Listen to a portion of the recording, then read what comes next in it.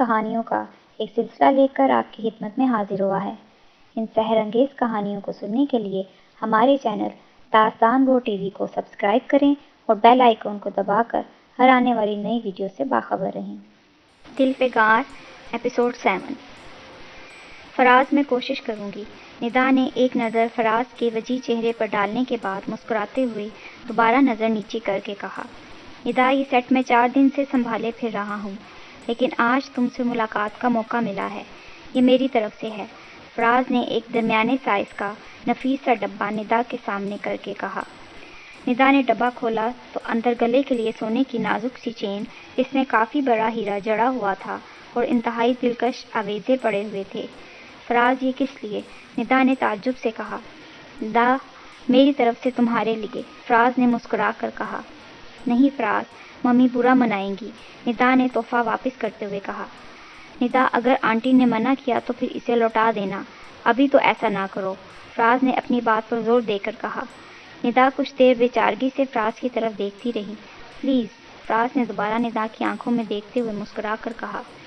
ندا خاموشی سے وہ زیورات بیگ میں رکھتے ہوئے اٹھ کھڑی ہوئی۔ فراز ندا اور اس کی سہیلیوں کو گاڑی تک چھوڑنے آیا۔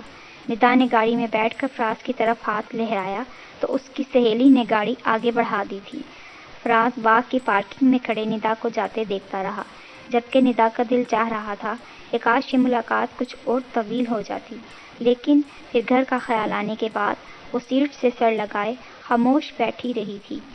فراز ساری رات ندا کا چہرہ ذہن میں سجائے جاگتا رہا، جبکہ ندا بھی اس رات بمشکل سو پائی تھی۔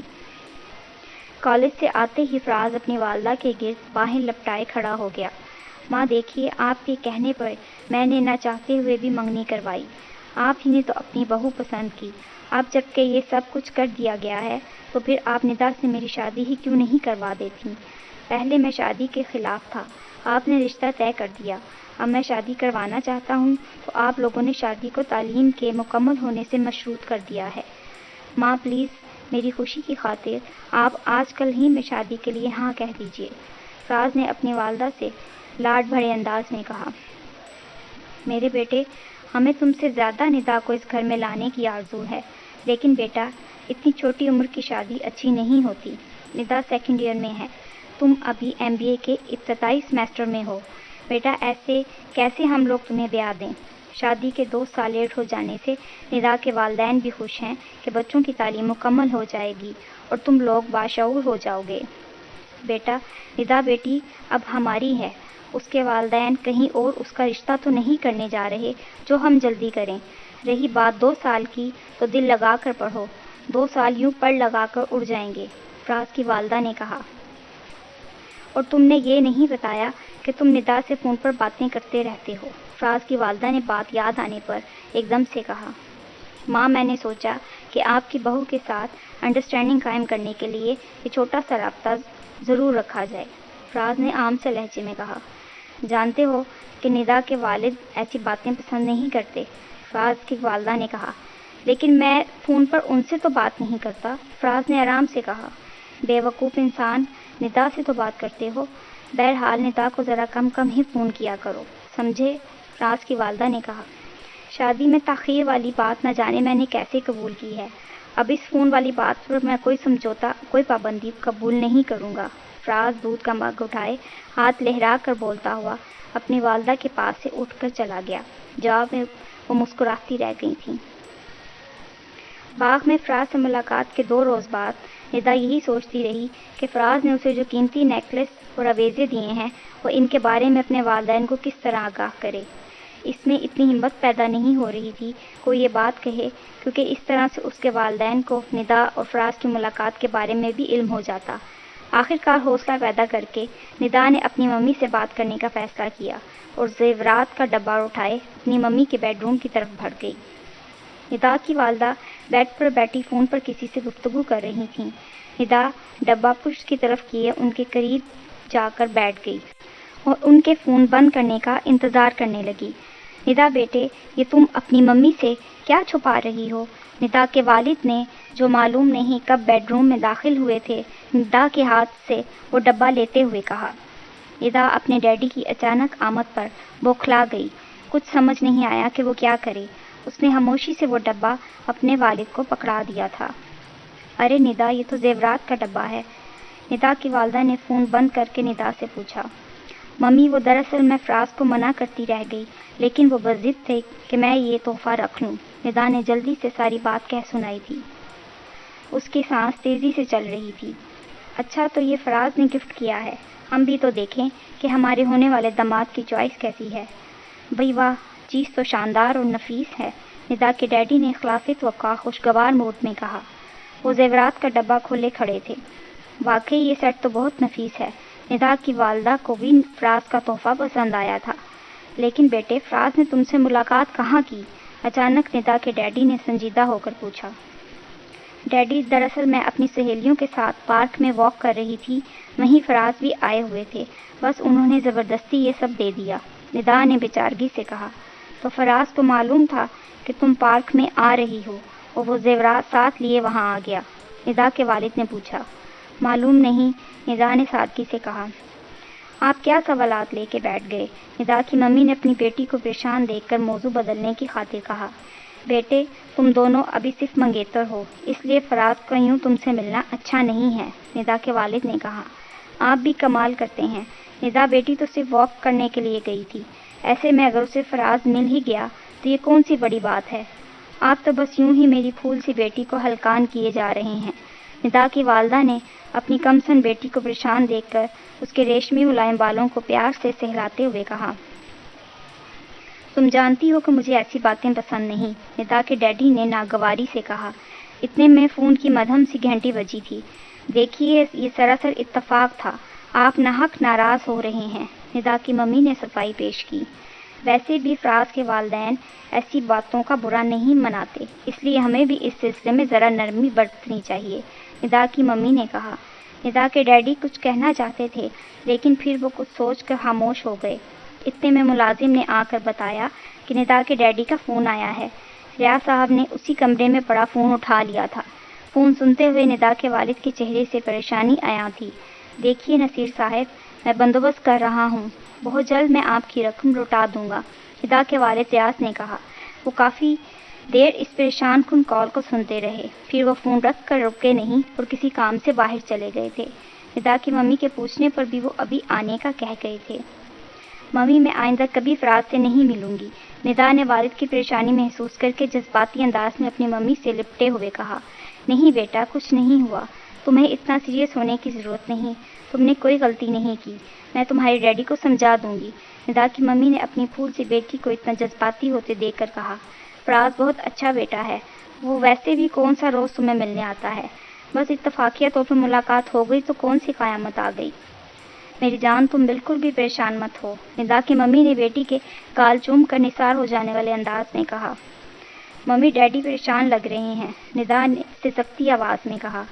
بیٹا، وہ تمہاری وجہ سے تھوڑی پریشان ہوئے ہیں، انہوں نے بتایا تھا کہ آج کل وہ ذرا کاروباری معاملات کی وجہ سے پریشان ہیں، تم اپنی جان کو ہلکان مت کرو، فراز نے تو ہماری بیٹی کو اس کے شایان شان تحفہ دیا ہے، میں دبئی شاپنگ فیسٹیول سے جو رولیکس گھڑی لائی تھی، بیٹی تم وہ گھڑی فراز کو پریزنٹ کر دو، اسے ضرور پسند آئے گی، ندا کی والدہ نے اپنی بیٹی کا چاند سا چہرہ دونوں ہاتھوں سے تھامے محبت بھرے انداز میں کہا۔ ممی، پھر میں فراز سے مل لیا کروں، ندا نے آہستہ سے سر جھکا کر پوچھا۔ بیٹا، مل لیا کرو، لیکن روزانہ کی ملاقاتیں اچھی بات نہیں، ہاں کبھی کبھار مل لینے میں کوئی حرج نہیں ہے، ندا کی والدہ نے NOC جاری کرتے ہوئے کہا۔ تھینک یو ممی، ندا نے آگے بڑھ کر پنکھڑیوں جیسے ہونٹ اپنی ممی کے گال پر ثبت کر دیے تھے، اس کے معصوم اور حسین چہرے پر دلاویز مسکراہٹ چھائی ہوئی تھی۔ میری بیٹی بس یوں ہی ہنستی رہا کرے، مجھے اپنی بیٹی کی پریشانی ایک لمحے کے لیے بھی برداشت نہیں ہوتی، ندا کی ممی نے اپنی خوبرو حسین بیٹی کی طرف دیکھتے ہوئے کہا، جبکہ ندا مسکراتی ہوئی ان کے گلے آ لگی تھی۔ کافی دیر فون پر رابطہ کرتے رہنے پر بھی جب ندا فراز کو نہ مل سکی تو اس نے ندا کو برٹش لائبریری میں ملنے کا فیصلہ کیا۔ آج فراز بڑے اہتمام سے تیار ہو کر برٹش لائبریری کے نسبتاً پرسکون کونے میں لگی ٹیبل پر بیٹھا ہال کی نگرانی کر رہا تھا تاکہ ندا کو آتے ہی تلاش کر لے۔ وہ کافی دیر سے بیٹھا تھا، وہ مطالعے کے لیے آنے والی کئی حسیناؤں کو جو کہ اس کی اسمارٹ شخصیت سے کافی متاثر نظر آ رہی تھیں، اور نظروں ہی نظروں میں یہ کہہ کر رد کر چکا تھا کہ نو ویکینسی۔ فراز کے اس انداز کا کئی حسیناؤں نے کافی برا بھی منایا تھا، لیکن فراز ہر چیز سے بے پرواہ بڑی بےتابی سے اس کمسن حسینہ کا منتظر تھا، جس کے حسین اور دل نشیں ساتھ کے ہوتے ہوئے کوئی حسینہ فراز کی توجہ حاصل کرنے کا سوچ بھی نہیں سکتی تھی، کیونکہ ندا کے معصوم حسن کے مقابلے کتاب ان پر کٹی اور الٹرا ماڈرن حسیناؤں میں کہاں تھی۔ فراز بور ہو رہا تھا کہ اب کیا کرے، کیونکہ کافی دیر گزر جانے کے بعد بھی ندا اسے لائبریری ہال میں داخل ہوتی نظر نہیں آئی تھی۔ کیا بوریت ہے یار، فراز نے گھڑی کی طرف دیکھ کر کہا، کیونکہ اس وقت تک ندا لائبریری ضرور آ جایا کرتی تھی، لیکن آج بہت دیر ہو چکی تھی اور ندا کا کہیں پتہ نہیں تھا۔ فراز اس بات سے بے خبر تھا کہ اس کے دائیں طرف لگے کتابوں کے ریک کے پیچھے بیٹھی ندا فراز کو بار بار گھڑی دیکھتے اور خود میں دلچسپی لینے والی حسیناؤں کو گھورتے ہوئے دیکھ کر انتہائی محظوظ ہو رہی تھی۔ وہ گل اندام خاموشی سے فراز کی کتابیوں کا جائزہ لے رہی تھی اور فراز کو پیچ و تاب کھاتے دیکھ کر مسکرائی جا رہی تھی۔ اس وقت تو ندا کو اپنا قہقہا روکنے کے لیے منہ پر ہاتھ رکھنا پڑا، جب خود سے بیزار بیٹھے فراز نے کافی دیر سے خود کو گھورتے رہنے والی سامنے بیٹھی ہوئی لڑکی کو زبان دکھانے کے بعد اپنی کتابیں سمیٹنی شروع کر دیں۔ فراز نے طویل انتظار کے بعد گھر واپس جانے کا فیصلہ کر لیا اور خاموشی سے کتابیں اٹھا کر ہال کے دروازے کی طرف بڑھ گیا۔ اتنے میں ندا تیزی سے اس کے سامنے آ کھڑی ہوئی۔ ارے تم کب آئی؟ میں نہ جانے کتنی دیر سے یہاں الو بنا بیٹھا تمہارا انتظار کر رہا تھا، فراز نے ناگوار لہجے میں ندا کی دلکش صورت کو تکتے ہوئے کہا۔ فراز، میں دیکھنا چاہتی تھی کہ آپ میرا کتنا انتظار کر سکتے ہیں، ندا نے مسکرا کر کہا۔ اچھا تو تم مجھ سے پہلے بھی یہاں آ کے بیٹھی ہوئی تھی اور اتنی دیر میرا تماشا دیکھتی رہی ہو، فراز نے برا مناتے ہوئے کہا۔ ویسے فراز، آپ نے اپنے سامنے بیٹھی لڑکی کے ساتھ بڑا سخت سلوک کیا ہے، وہ ابھی تک برا سا منہ بنائے بیٹھی ہے، ندا نے رک رک کر ہنستے ہوئے کہا۔ ندا، میں جا رہا ہوں، فراز کا موڈ بہت خراب ہو گیا۔ فراز پلیز میری بات تو سنیں۔ اچھا میں اپنی غلطی پر معافی مانگتی ہوں، ندا نے دوبارہ فراز کا راستہ روکتے ہوئے کہا۔ فراز ندا کو دیکھتا رہا، پھر اس نے ایک نظر اپنے ارد گرد کے ماحول کو دیکھا تو سارے حال کو اپنی طرف نگران پایا۔ ندا نے بھی لوگوں کو اپنی طرف متوجہ دیکھ کر آہستہ سے اپنے جڑے ہوئے ہاتھ نیچے کر لیے، جبکہ لائبریرین فراز کے قریب آ کر خاموش کھڑا دونوں کی طرف دیکھے جا رہا تھا۔ ندا، میرا خیال ہے کہ ہم یہاں سے چلتے ہیں، فراز نے موقع کی نزاکت کو سمجھتے ہوئے کہا۔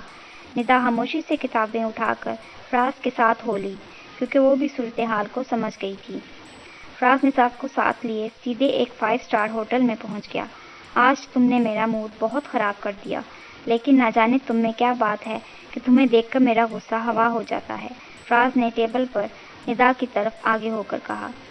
مجھے معلوم ہے، اسی لیے تو آپ کو غصہ دلایا تھا، ندا نے شرارت بھرے انداز میں کہا۔ آج تو بہت موڈ میں ہو، فراز نے ندا کی چہکار پر مسکراتے ہوئے کہا۔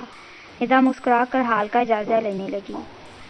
فراز ابھی ندا سے کچھ کہنے ہی والا تھا کہ فراز کے والد کے پارٹنر شرازی صاحب کی بیٹی نادیہ وہاں آ گئی۔ ہیلو فراز، کیسے ہو تم؟ نادیہ نے ندا کو ایک نظر دیکھنے کے بعد فراز سے پوچھا۔ بالکل ٹھیک ہوں نادیہ، ان سے ملو، فراز صرف اتنا کہہ پایا تھا۔ اچھا تو منگیتر صاحبہ بھی موجود ہیں، کیسی ہو ندا؟ نادیہ نے ندا کی طرف دیکھ کر بڑی مصنوعی انداز میں مسکرا کر کہا۔ بالکل ٹھیک، اور آپ کیسی ہیں؟ جواب میں ندا نے دلکش مسکراہٹ چہرے پر سجائے نادیہ سے پوچھا۔ میں بھی بالکل ٹھیک ہوں، نادیہ نے ندا کی طرف عجیب سے انداز میں دیکھا۔ اس نے ندا کی حسین صورت کو ایک بار نظر بھر کر دیکھا، پھر جھٹکے سے چہرہ موڑ کر فراز کی طرف دیکھا۔ تو فراز صاحب منگیتر کے ساتھ ڈیٹ پر ہیں، نادیہ نے گھٹیا سے لہجے میں کہا۔ نادیہ، تم یہاں کیا کرنے آئی ہو؟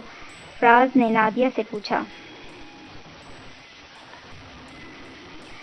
میں ذرا فیشن شو دیکھنے آئی تھی، تم بھی چلو نا، کسی کے لیے نئے ڈیزائن کے لباس پسند کر لینا، نادیہ نے ندا کی طرف دیکھ کر فراز سے کہا۔ نہیں بہت شکریہ، فراز نے بیزار سی مسکراہٹ کے ساتھ نادیہ سے کہا۔ او ہاں تم تو مصروف ہو، اچھا اب میں چلتی ہوں، اوکے، ندا تم سے مل کر بہت خوشی ہوئی، نادیہ نے رسمی سے انداز میں کہا اور ندا کا جواب سنے بغیر ایک طرف بڑھ گئی۔ اب تک کے لیے اتنا ہی، بقیہ اگلی قسط میں۔